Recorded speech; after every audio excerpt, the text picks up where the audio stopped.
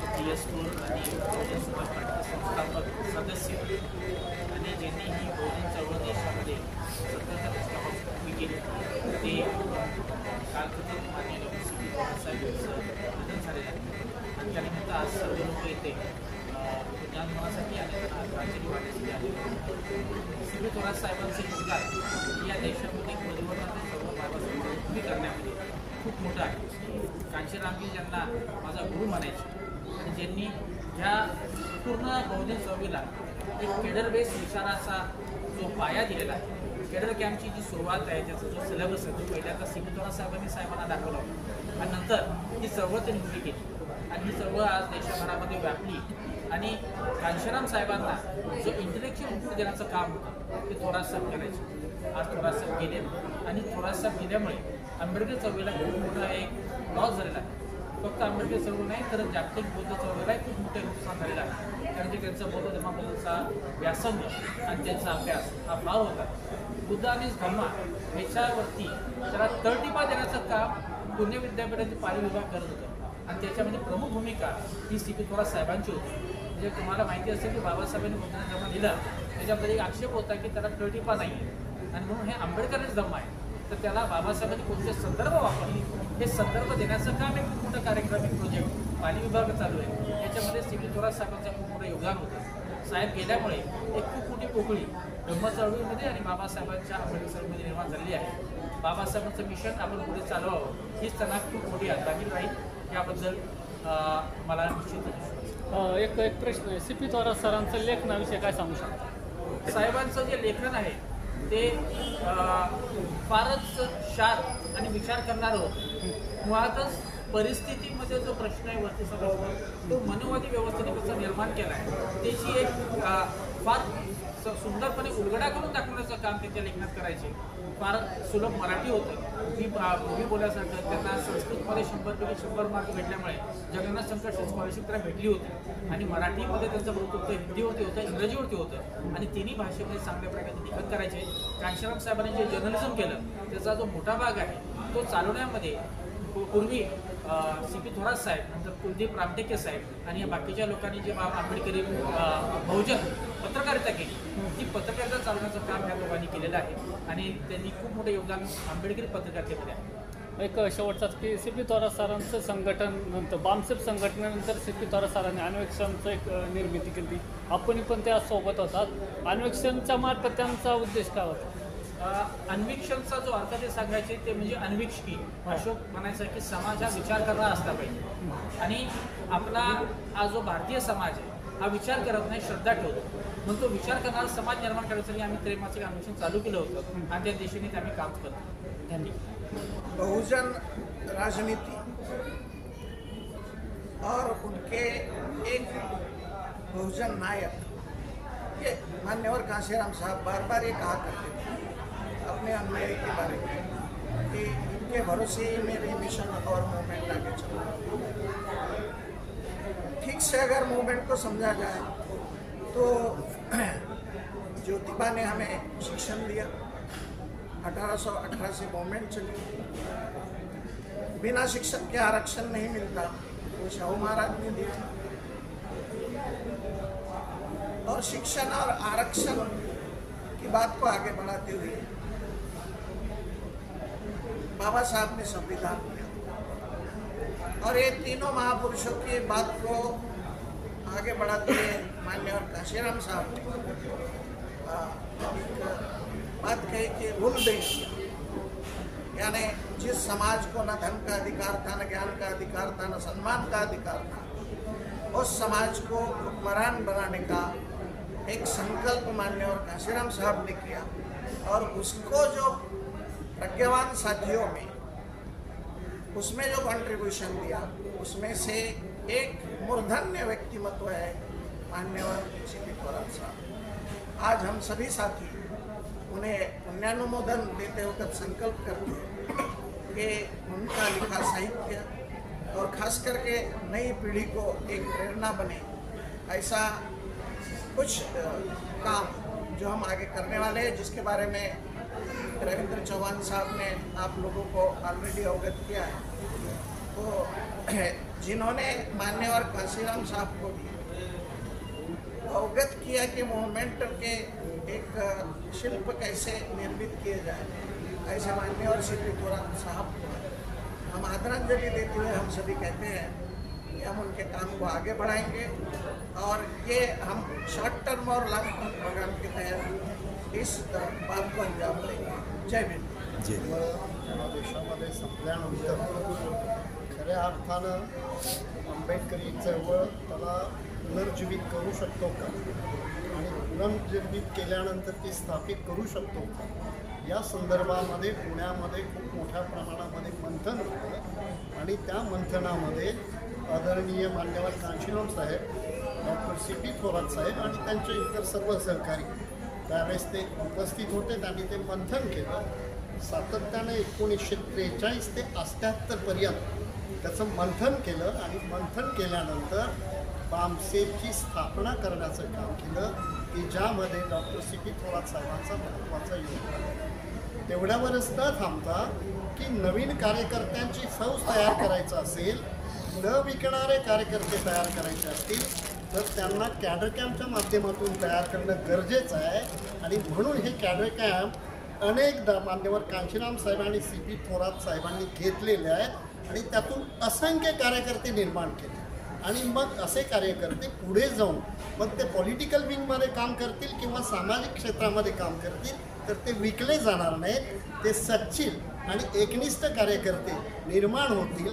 या संबंधात त्यांनी महत्त्वाची भूमिका माननीय सी.पी. थोरात साहेबांनी अगदीच हल्ली नुकतंच म्हणजे 24 सप्टेंबर आणि 25 सप्टेंबर 2022 साली की सी.पी. थोरात साहेब यांनी इथं कॅडर कॅम्प घेण्याचं ठरवलं. 2 दिवसाचं कॅडर कॅम्प कोथरूड या ठिकाणी घेतलं आणि सगळे जुने जाणते सगळे कर्मचारी आणि कार्यकर्ते बामसेफचे, काही मुंबईमधून आले होते, काही पुण्यातून होते, सगळे कार्यकर्त्यांचं कॅडर कॅम्प घेतलं आणि पुन्हा एक ऊर्जा प्राप्त करण्यासाठी आपण काम करू अशा पद्धतीनं त्यांनी तिथं तो संदेश दिला. त्यांनी एक छोटीशी पत्रिका पण काढली त्यावेळेस आणि ती पत्रिका म्हणजे हे केली सगळ्यामध्ये वितरित केली. तर अशा प्रकारचं मोठं म्हणजे सल्ला देण्याचं, आंबेडकरी विचारधारा पसरव करण्याचं काम हे सी.पी. थोरात साहेबांनी केलेलं आहे. म्हणून कांशीराम साहेब नेहमी सी.पी. थोरात साहेबांकडे खूप आदराने आणि ते आपले एकनिष्ठ सहकारी म्हणून ते पाहत होते. ते कार्यकर्ते नाही, सहकारी, त्यांचे ज्येष्ठ सहकारी आणि त्यांच्याकडून सल्लामसलत करायचे. कुठलीही देशामध्ये प्रसंग निर्माण झाला कांशीराम साहेबांना तर ते सी.पी. थोरात वगैरे सारखे जे काही प्रमुख कार्यकर्ते होते या देशभरामध्ये त्यांच्याशी ते सल्लामसलत करायचे. त्यापैकी एक सी.पी. थोरात साहेब, डॉक्टर सी.पी. थोरात साहेब होते. 82व्या साली मी त्यांना जवळून पाहिलं. मी तिथे M.A. करत होतो पालीमध्ये. त्यावेळेस त्यांनी 82व्या साली सम्राट अशोकावर म्हणजे त्यांनी एक मोठा प्रबंध लिहिला. त्या कार्यक्रमाला पण मी उपस्थित होतो त्या सावित्रीबाई याच्यामध्ये. आणि त्यांना निर्णय प्रश्न जेव्हा विचारण्यात आली त्या प्रश्नाचं समर्पक समाधान करण्याचं काम सी.पी. थोरात साहेबांनी 2017ला केलं.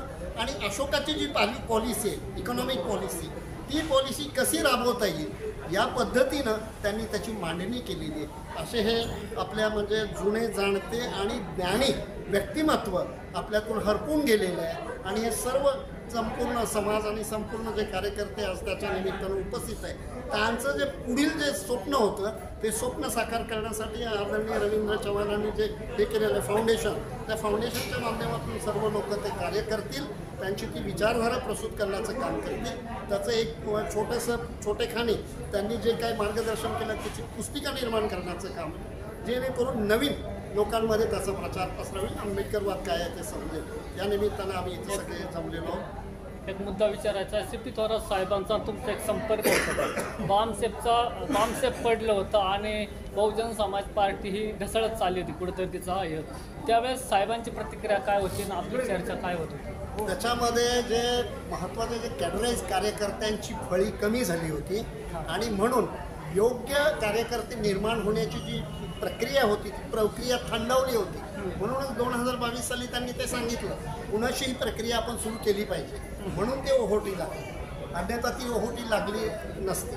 तर ते एक महत्त्वाचं आपण ती प्रक्रिया राबवून जर आपण कार्यकर्त्यांची फौज म्हणजे डेडिकेटेड कार्यकर्त्यांची फौज जर निर्माण केलं तर आपल्या या मुवमेंटला निश्चित विजय प्राप्त. सी.पी. थोरात साहेबांची प्रतिक्रिया काय होती की बामसेप सारखं फुटत चालतं, आता वेगळा संघ बनवा असं त्यांचं मत होतं. 2022ला त्यांनी सांगितलं की बामसेप आता जे म्हणजे स्कॅटर्ड झाली, कार्यकर्ते स्कॅटर्ड झाले, पुन्हा त्यांना एकत्रित करणं. आणि त्याच्यामध्ये त्यांनी महत्त्वाचा संदेश त्या दिवशी सांगितला की तरुणांना याच्यामध्ये मोठ्या प्रमाणामध्ये सामील करून घेणं गरजेचं आहे, त्यांचे कॅडर घेणं गरजेचं आहे.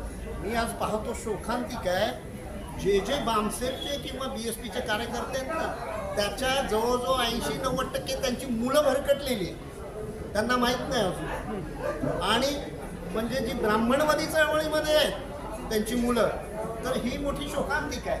तर त्या मुलांना, त्या तरुणांना योग्य मार्गदर्शन करणं आणि कॅडर कॅम्पच्या माध्यमातून तयार करणं गरजेचं आहे, असं नेहमीच सी.पी. थोरात सांगतात. धन्यवाद. सी.पी. थोरात सरांचा आज पुण्यानोंदवून दिला, त्यासाठी महाराष्ट्रभरातून जे त्यांच्याशी जोडलेले कार्यकर्ते होते ते सगळे एकत्रित जमलेले आहेत. त्याचा जो वैचारिक वारसा आहे त्या वारशातून महाराष्ट्रातील अनेक कार्यकर्ते घडलेले आहेत, तरुण मंडळी घडलेली आहेत, गुन्हेगार अधिकारी कर्मचारी सगळे जोडले गेलेले आहेत. एवढंच नव्हे तर उत्तर प्रदेशसारख्या ठिकाणी पूर्ण सत्ता आणण्यामध्ये डॉक्टर सी.पी. थोरात साहेबांचं मोठं योगदान असल्याचं कांचीराम साहेबांनी हा जो वैचारिक वारसा आहे तो जागतिक पातळीवर नेण्यासाठी आम्ही डॉक्टर सी.पी. थोरात फाउंडेशन तयार केलं. आणि विशेषतः गावी जे अवस्थी नगर त्या ठिकाणी सी.पी. थोरात राहत होते, त्या ठिकाणच्या मंडळींनी पुढाकार घेतला. या फाउंडेशनमार्फत आपण शैक्षणिक आणि संशोधनात्मक, आर्थिक, सामाजिक, संस्थात्मक बदल कसा घडवता येईल याविषयी आम्ही काम करणार आहोत. ज्या गोष्टीमुळं सी.पी. थोरात आज अजरामर होणार आहे ते म्हणजे केडर कॅम्प. भारतामध्ये एकाच संघटनेकडे केडर कॅम्प्स आहेत. दुसरं संघटन जे बामसेपचं तयार केलं होतं ते सी.पी. थोरात चालू आहे. त्याच्यामध्ये आत्ता आम्ही नवीन तरुण मंडळींना एकत्रित घेऊन आणि केडर कॅम्प राज्यभर आम्ही करण्याचा प्रयत्न करणार आहोत. यासाठी राज्यस्तरीय त्रिस्तरीय समिती आम्ही स्थापन करतो. कोर ग्रुप असेल, राज्यस्तरावर काम करणारे पुढे जाते सगळे एकत्रित राज्यस्तरीय कमिटीमध्ये असतील आणि जिल्हा पातळीवर. त्यांचा जो वैचारिक वारसा आहे त्यांनी पुस्तकं अनेक लिहिलेली आहेत, त्यांनी लिखाण भरपूर केलेले आहे. ती आम्ही या श्रावस्ती बुद्ध विहारामध्येच एक लायब्ररी तयार करून जपण्याचा प्रयत्न करणार आहोत. किंवा आजच्या कार्यक्रमामध्ये जर्मनीहून आलेले डॉक्टर यांनी सांगितलं की मी जागतिक पातळीवर एम्स नावाची जी संस्था आहे काम करणारी, त्या संस्थेच्या मार्फत पुनर्प्रकाशन आणि ते वितरित करण्याचं काम जागतिक विद्यापीठामध्ये आम्ही करण्याचा प्रयत्न केला. आणखी एक महत्त्वाचा बाब आम्ही या ठिकाणी संकल्प केलेला आहे की राज्यातील जेवढी बुद्ध विहार आहे त्या बुद्धविहारांचा डेटा एकत्रित करून ते नोडल पॉईंट तर ते कृती कार्यक्रमाचा पॉईंट म्हणून आम्ही ते वापरणार आहोत. त्यासाठी डेटा गोळा करण्याचं काम यंग मुलगा आहे विशाल बनसोडे यांनी जाहीर संकल्प केला की मी माझ्या वतीने ते करणार आहोत. असं स्वतःहून काम म्हणजे चालू बुद्ध विहार किती आणि बंद बुद्ध विहार किती हे सगळा डाटा ते गोळा करणार, सगळा डेटा गोळा चालू महाराष्ट्रभरचा. त्याकरता फॉर्मॅट बनवणं, ते कशासाठी करणार, सॉफ्टवेअर बनवणं हे सगळं काम आता सुरू होतं. ते कशासाठी करणार आहे?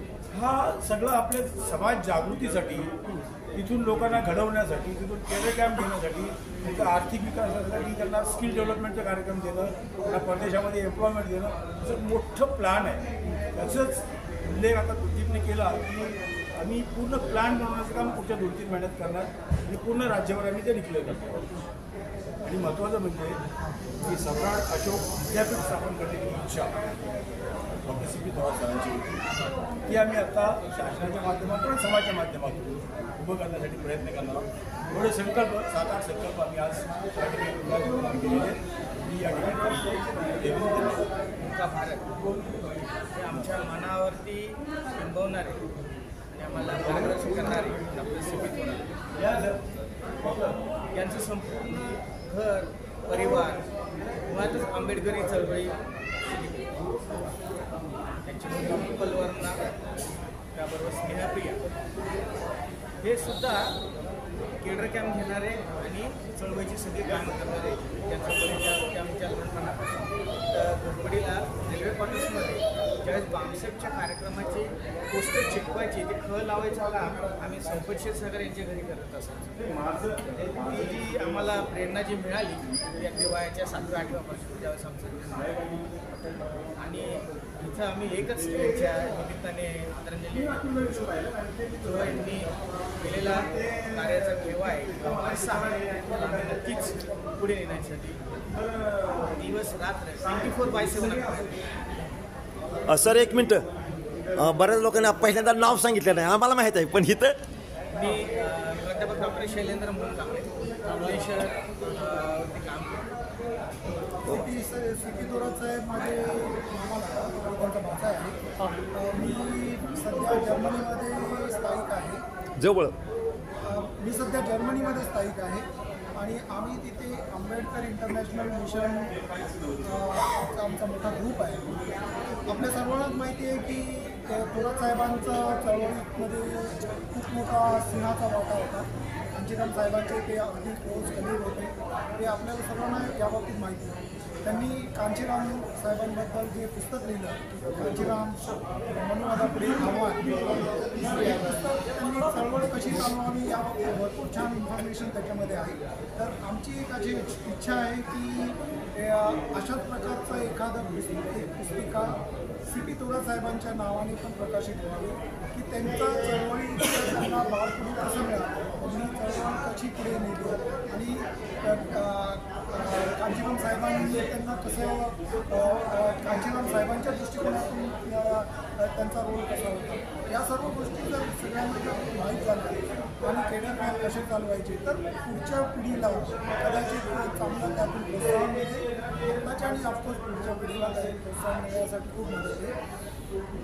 त्याचबरोबर अजून एक उद्देश आहे की पूर्ण युरोपमध्ये बाबासाहेबांचे ओरिजिनल नॉलेज आणि त्याच्याबरोबर कांचीराम साहेबांची जे काय कांचीराम साहेबांबद्दलची काय थोरात साहेबांनी लिहिलेली पुस्तकं आमच्या ग्रुपतर्फे आम्ही असे ठरवले आहे की वेगवेगळ्या युनिव्हर्सिटीच्या हिस्ट्री, लिगल, पॉलिटिकल सायन्स या सगळ्या डिपार्टमेंटमध्ये ही पुस्तके डोनेट करण्यात येतील.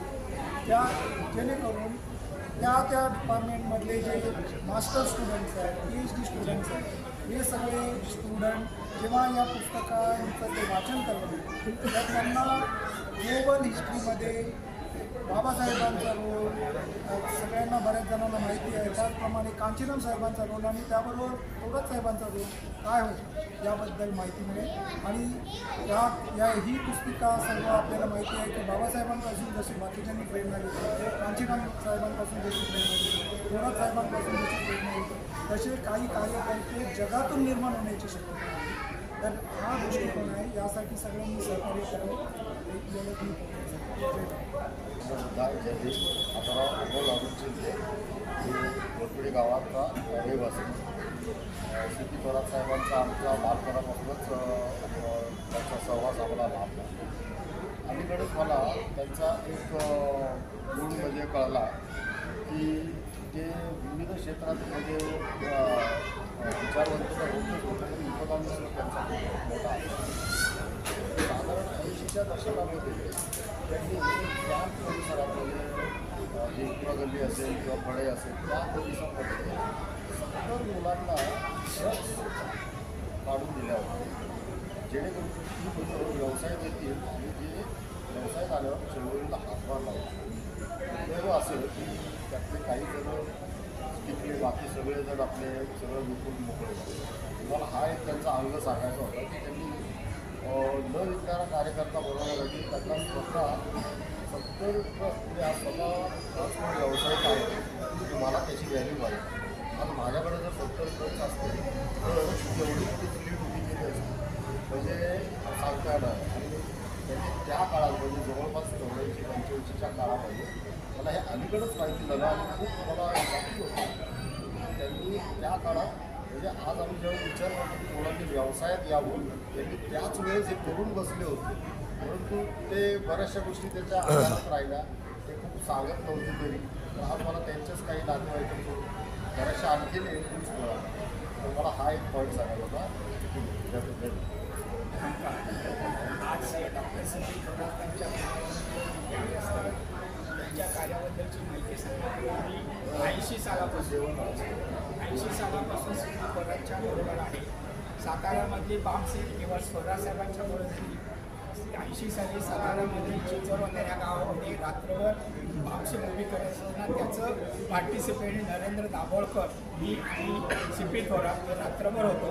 आणि त्यावेळेला नरेंद्र दाभोळकरांनी जे काही प्रश्न विचारले होते त्याची सगळी उत्तरं थोरात साहेबांनी दिली. आणि त्यानंतर त्यांच्याबरोबरचे कार्यकर्ते म्हणजे संपत क्षीरसागर आणि थोरातांनी सातारा जिल्ह्यामध्ये 80 साली 81 साली बामसेल उभी केली. आणि 82मध्ये पुण्यामध्ये कर्फ्यू असताना जी मिटिंग झाली त्या कर्फ्यूला सातारा घेऊन या दोघांच्या उत्साहामुळे आम्ही 2 ट्रक काढलेले होते.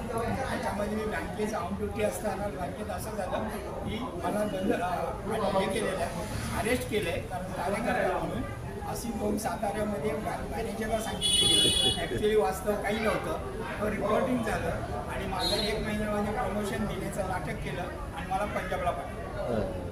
आणि पंजाबला मी गेलो, तिथे मला जालिंदर बामसेलचे कार्यकर्ते आणि स्वतः हुशारपूरला काशियान साहेबांच्या जी मोठी सभा झाली त्याच्यामध्ये त्यांच्या आईवडिलांना त्यांनी ओळख दिली नाही. ती एक ऐतिहासिक सभेचा मी साक्षीदार आहे. त्यावेळेला कपूरतळ्यावर वाल्मिकी समाजाचे 2 ट्रक घेऊन मी गेलो होतो, सगळा खर्च केला. त्यावेळेस ती सगळी बातमी सीपीना सांगितली. सीपी म्हणले आता तुम्ही थोडं काय करता नाही म्हटलं, कारण या परत पुढे आल्यानंतर माचले धनमेजे आणि हे सगळे जे ग्रुप आहे त्या ग्रुपमध्ये मी आल्यापासूनच काम करतो. शिल्पी किशोर शक्कन ते आपले गुरु महाराज आहेत, त्यांचं कार्य थोडं घेऊया. आणि त्यांच्या भाच्याने सांगितलेली जी पोस्ट आहे की अब्रॉडमध्ये जावं.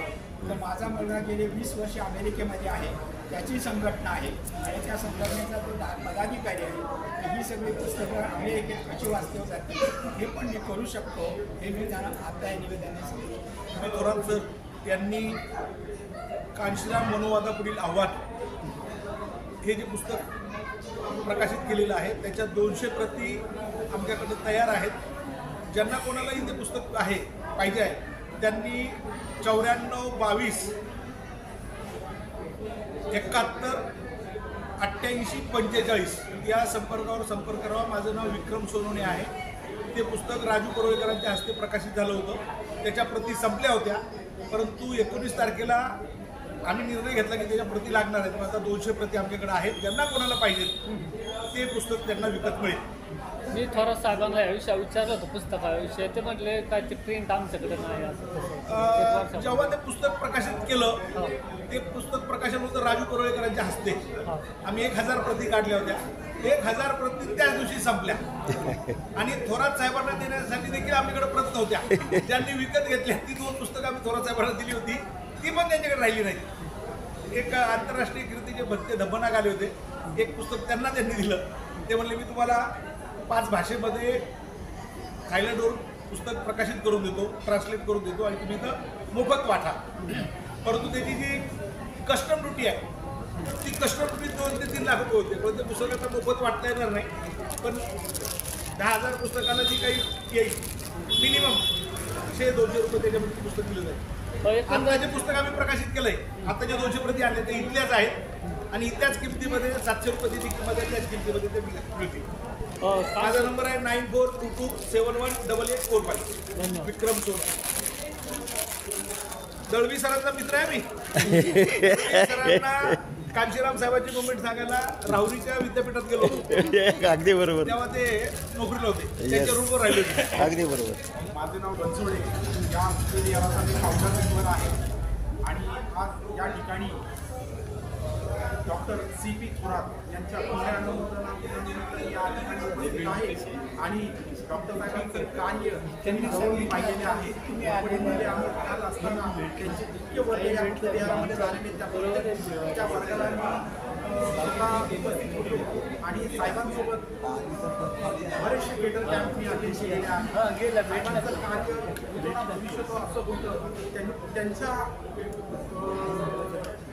जे काही त्यांनी प्रबोधन केलेलं आहे समाजात त्याच्यामध्ये निस्वार्थ असे कार्यकर्ते आज या ठिकाणी घडलेले आहेत आणि त्यांचं जे कार्य आहे ते हे कार्यकर्ते नक्कीच पुढे निस्वार्थपणे नेतील आणि या चळवळीत मोठं योगदान सी.पी. थोरात साहेबांचं आहे आणि चळवळ पुढे नेण्यासाठी जसं की आता सी.पी. थोरात फाउंडेशन याची स्थापना केलेली आहे. याच्या माध्यमातून आम्ही पुण्यातच नव्हे तर पूर्ण राज्यभर त्यांचे जे काही केडर कॅम्प झालेले आहेत त्याच्याबद्दल आम्ही अभ्यास आयोजित करणार आहे आणि केडर परत पुन्हा एकदा आम्ही आयोजित करणार आहे. एवढं बोलून मी सी.पी. थोरात साहेबांना भावपूर्ण आदरांजली वाहतो. जय भीम. सर्वांना जय भीम. जय भीम. माझं नाव हनुमान क्षीरसागर. आज या ठिकाणी कालकती डॉक्टर सी.पी. थोरात सर यांच्या पुण्यानुमोदन दिनानिमित्त आम्ही या ठिकाणी सर्वजण एकत्र आलेलो आहोत. तर या ठिकाणी सी.पी. थोरात ज्या वेळेला या श्रावस्ती नगरात आले त्यावेळेला हे श्रावस्ती नगर छोटं होतं. त्यावेळेला या ठिकाणी शिवसेनेचे जे काही कार्यकर्ते होते त्यांनी हनुमाननगर हे नाव देण्याचं त्यांनी पक्क केलेलं. ही बातमी आमचे बरोबर संतोष क्षीरसागर यांना ज्या वेळेला समजली त्यावेळेला त्यांची 2 दिवसात म्हणजे हालचाल एकत्र मिटे काय घेऊन संपूर्ण ह्या जी घरं होती तेवढी त्या घरावर श्रावस्ती नगर हे नाव त्यांनी दिलं आणि श्रावस्ती नगर यासाठी परत मिटिंग झाल्या आणि असं सांगण्यात आलं की जे ह्याचे रहिवासी आहेत त्यांनी जे आपले नातेवाईक सगळ्यांना फोन करा, पत्र पाठवा आणि या पद्धतीत श्रावस्ती असं पत्त्यावर नाव टाकून तुम्ही आम्हाला त्याचं प्रतीक पाठवा. म्हणजे ते एक ऐतिहासिक काम होईल, ते एक ऐतिहासिक काम होईल म्हणून त्या पद्धतीने हे केलं आणि या एरियाला श्रावस्ती नगर हे नाव संपत क्षीरसागर यांच्यातर्फे मिळालेलं आहे. आता सी.पी. थोरात यांची 2 केस या ठिकाणी सांगतो की सी.पी. थोरातने वाड्या कॉलेजमध्ये 8 दिवसाचा केडर कॅम्प लावलेला. तो केडर कॅम्प असा असतो की समोरच्या मंडळीला म्हणजे राजकीय, सामाजिक, आर्थिक किंवा चळवळीविषयी जे जे काही शंका कुशंका मनात येतात, जे प्रश्न निर्माण होतात त्याचे संपूर्ण त्या ठिकाणी त्यांची मनशांती होती. संपूर्ण प्रश्नाची त्यांना उत्तरं मिळत जातात.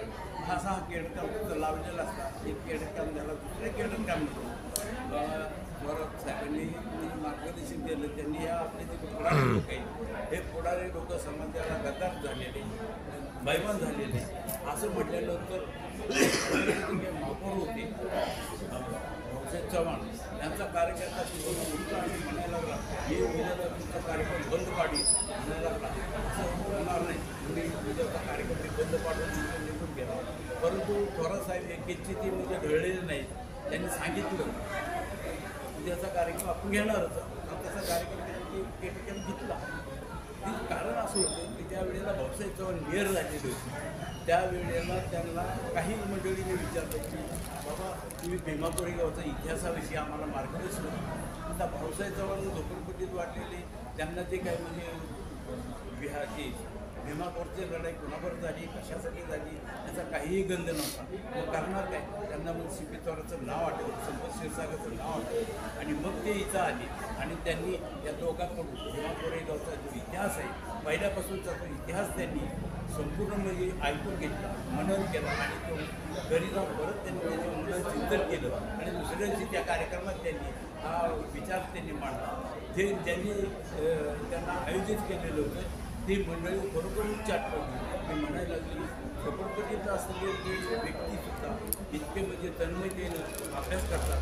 यामुळे ते दुसरी गोष्ट अशी आहे की ज्या वेळेला पुणेकरांचा कार्यक्रम झाला, कांचन साहेबांचा कार्यक्रम थोरात साहेबांनी जे काय त्यांच्या चळवळीचं जे काय संतोष क्षीरसागर महेंद्र सिंग यासारखी ज्या मंडळी होती त्यांना तो विचार त्यांनी सांगितलं आणि मग तसंच त्या कार्यक्रमाला सुरुवात झाली. मिटिंग होणार परंतु विरोध वाढू लागला.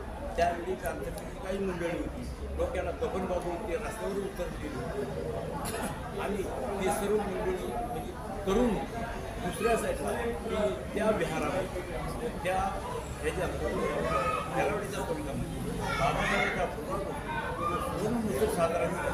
काही मंडळी तिथं खूप हात घातलेला होता. आता काय या साईडला 3 मीटिंग संघटना ही झालेल्या आहेत. मग आमची जी मंडळी थोरात साहेबांनी काय केलं की मिटिंगा घेणं सुरुवात केली. मिटिंगा घेत असताना जे काही पुणेकरांचं जे काही आपल्या समाजावर जे विपरीत परिणाम जे काय आपलं नुकसान झालेलं आहे त्या ते पुस्तकाचं म्हणजे वरचे देऊन ते सांगू लागलेलं आहे.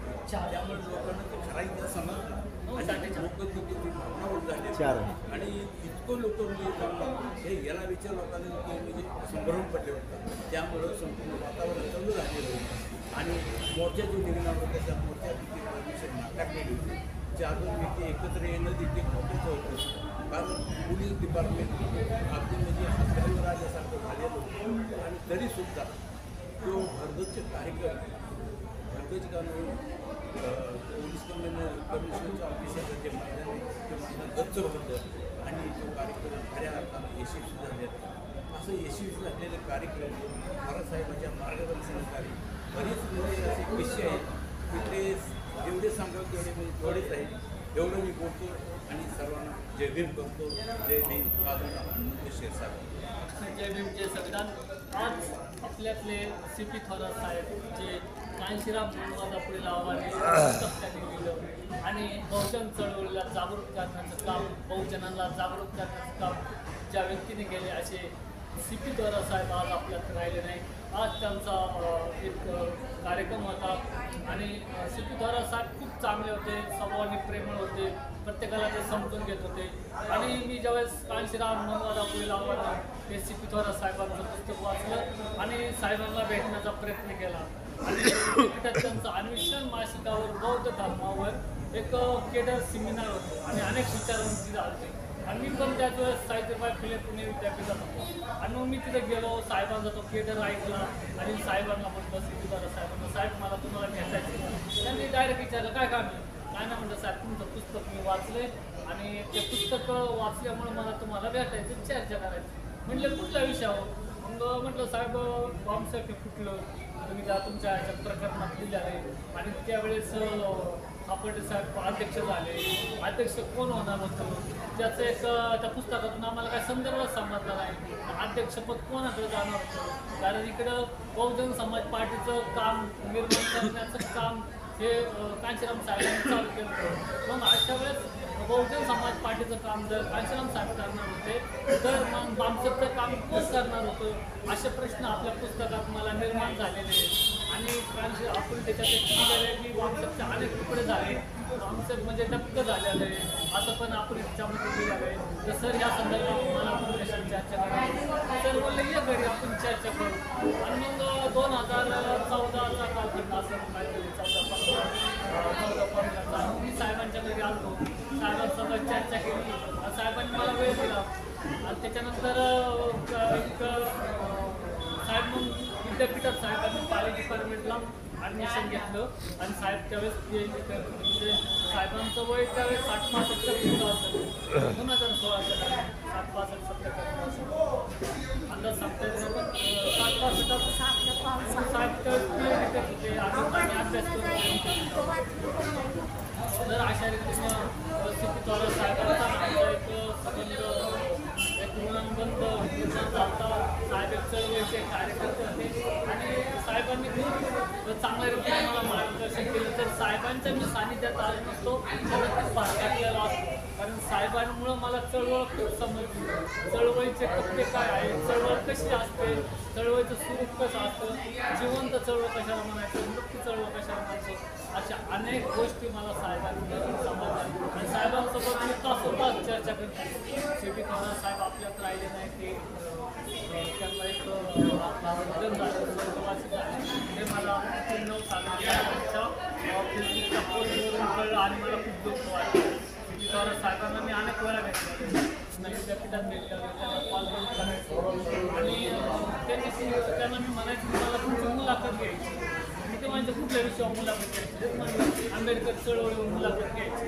त्यामुळे ठीक आहे या मुलाखत घ्यायला अशा रीतीनं त्यांच्या माझ्या अनेक वेळा चर्चा पण व्हायची. योग तर आला नाही, कोरोना आला आणि मी पण जॉबच्या बातम्यात असायचं त्याच्या असायचं साहेब पण असायचं कारण ते पण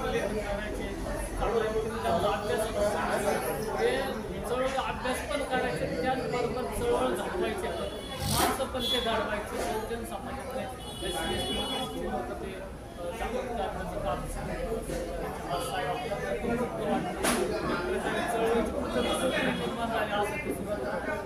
कार्यकर्ते ते म्हटलं ते फॅमिलीची आमच्या कमी सामाजिक जास्त होते